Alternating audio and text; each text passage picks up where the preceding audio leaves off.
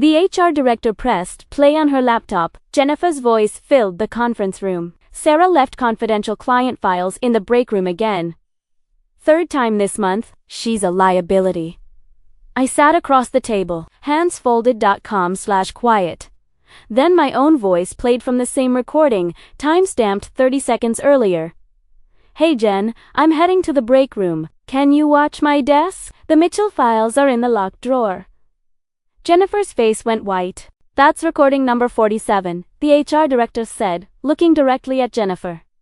We have 93 total, 2 years of documented false complaints. Would you like to hear more, or should we move directly to your termination paperwork? My coworker had spent 2 years trying to destroy my career to get my position. She had no idea HR had been recording her for 18 months. The calm verdict was about to be delivered, with evidence, with witnesses, with permanent consequences. I didn't scream when I found out what she'd been doing. I didn't confront her in the office. I documented everything, worked with HR quietly, and let her keep digging her own grave. They thought I was oblivious. They were about to learn I am a senior project manager at a Fortune 500 tech company who's built a career on documentation, process, and strategic patience. My name is Sarah Mitchell. I'm 34 years old. I've worked at Tech Vision Solutions in Austin, Texas, for 8 years. I manage a team of 12, oversee $40 million in annual projects, and I've never missed a deadline. For 2 years, my coworker Jennifer Chun tried to take everything I'd built, and she almost succeeded until HR started playing recordings. Hit subscribe to Verdict Stories. Drop your city in the comments. If you've ever had a coworker sabotage you, lie about you, or try to steal your job, this story is for you. Because sometimes the best response to workplace backstabbing is a well-organized evidence file. I joined Tech Vision Solutions in 2016 as a junior project manager, worked my way up, earned my senior PM title in 2020. By 2022, I was leading high-profile client implementations and being considered for director-level positions. Jennifer Chun joined our department in January 2022. Lateral hire from a competitor. Same title as me. Senior project manager. Same level. Different client portfolios. She was smart, ambitious, polished, MBA from Northwestern.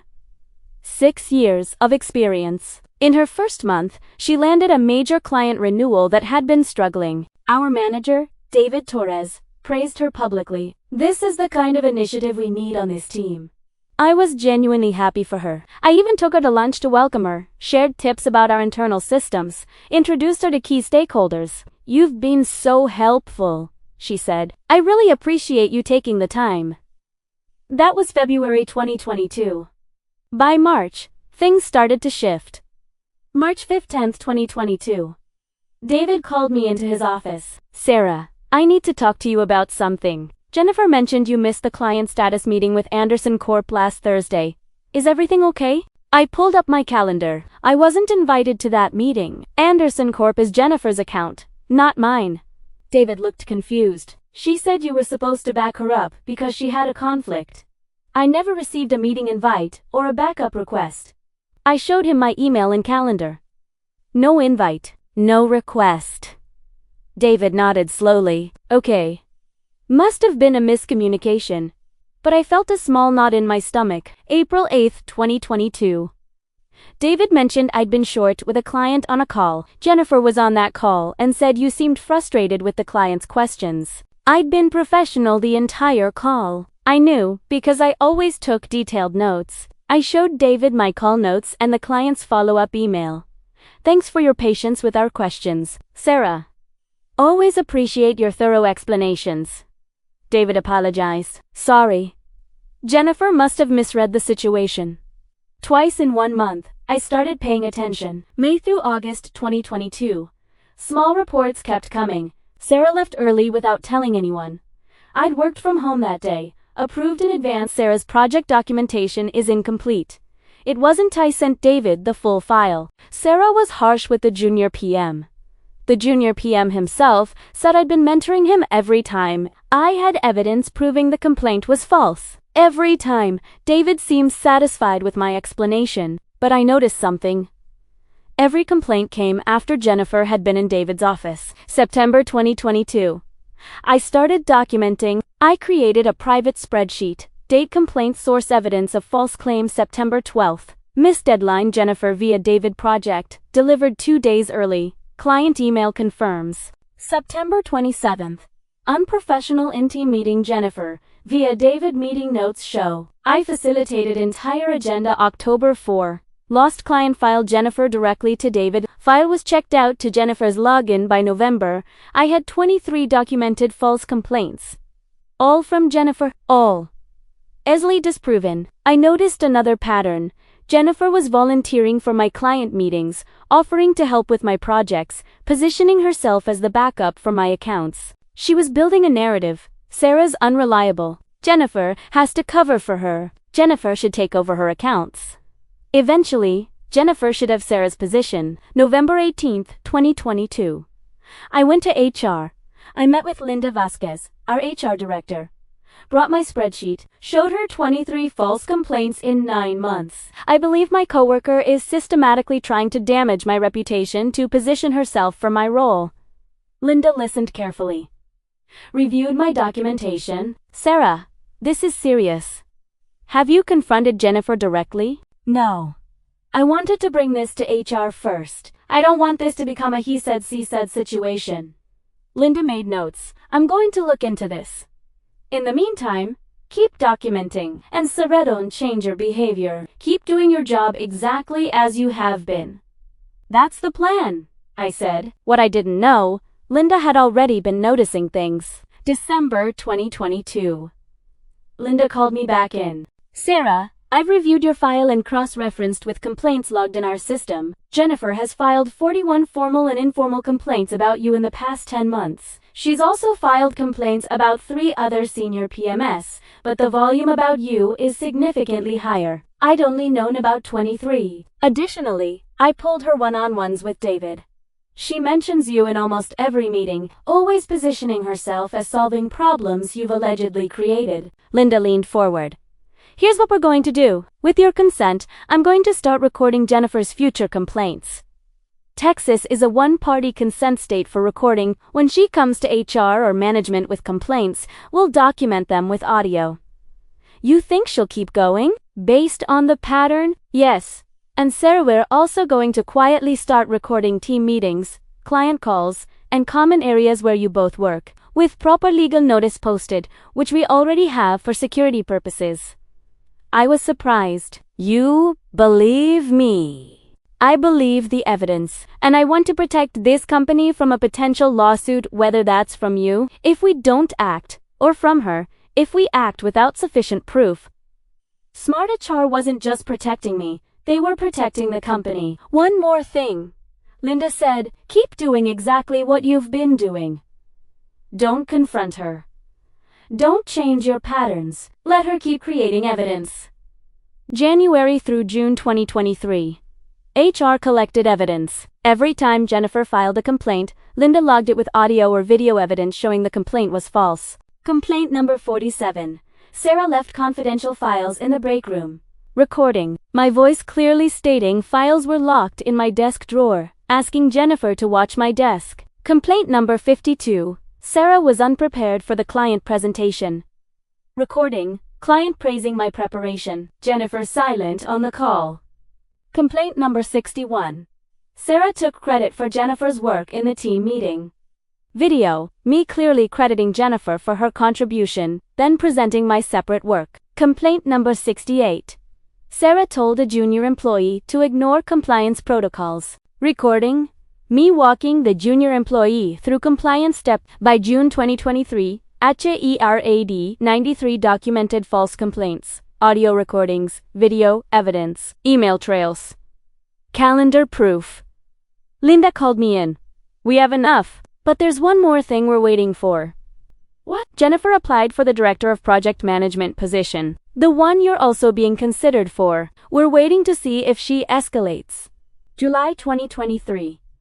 Director interviews began. I interviewed on July 12th.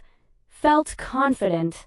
July 18th, Jennifer filed a formal complaint claiming I'd sabotaged her director interview by telling the VP of Operations she'd lied on her resume. I'd never spoken to the VP about Jennifer. I had email evidence I was in client meetings during the time she claimed I'd made these statements. Linda smiled when she showed me the complaint. That's it. That's termination level, false accusation. We're moving forward. August 3rd, 2023.